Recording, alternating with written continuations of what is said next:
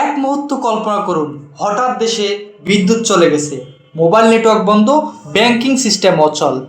এটা কোনো প্রাকৃতিক দুর্যোগ নয়, এটি হতে পারে সাইবার আক্রমণ। আজ আমরা দেখব বাংলাদেশ এই আক্রমণ থেকে রক্ষা পেতে কতটা প্রস্তুত। সঙ্গে রয়েছি আমি রাজীব মুন্সি। ডিজিটাল বাংলাদেশের অগ্রগতির সঙ্গে সঙ্গে দেশের গুরুত্বপূর্ণ অবকাঠামো আজ নতুন এক হুমকির মুখে, সাইবার আক্রমণ। এটি অদৃশ্য যুদ্ধ, যার প্রভাব মুহূর্তেই পুরো দেশকে অচল করে দিতে পারে। বিদ্যুৎ, টেলিযোগাযোগ, ব্যাংকিং এবং সরকারি তথ্য ব্যবস্থাপনা, এই খাতগুলো এখন সম্পূর্ণভাবে ডিজিটাল নেটওয়ার্কের উপর নির্ভরশীল।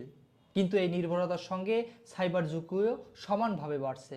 বাংলাদেশের বিদ্যুৎ খাতে ব্যবহৃত এসসিএডিএ ইন্ডাস্ট্রিয়াল কন্ট্রোল সিস্টেম যদি সাইবার আক্রমণের শিকার হয়, তাহলে বিদ্যুৎ বিভ্রান্ত শুধু একটি সমস্যা নয়, এটি হতে পারে জাতীয় নিরাপত্তায় হুমকি।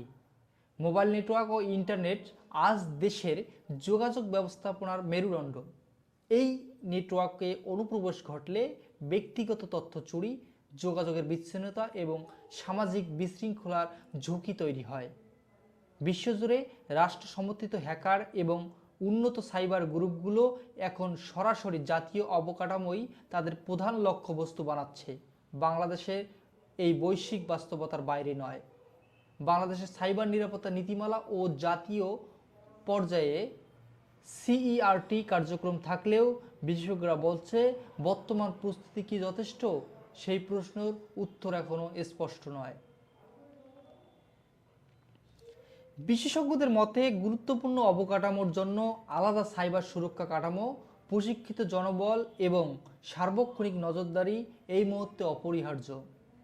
সাইবার নিরাপত্তা এখন আর শুধু ব্যক্তিগত বিষয় নয়, এটি সরাসরি দেশের সার্বভৌমত্ব ও জাতীয় নিরাপত্তার সঙ্গে জড়িত। প্রশ্ন একটাই, আমরা কি সময় মতো প্রস্তুত হতে পারবো?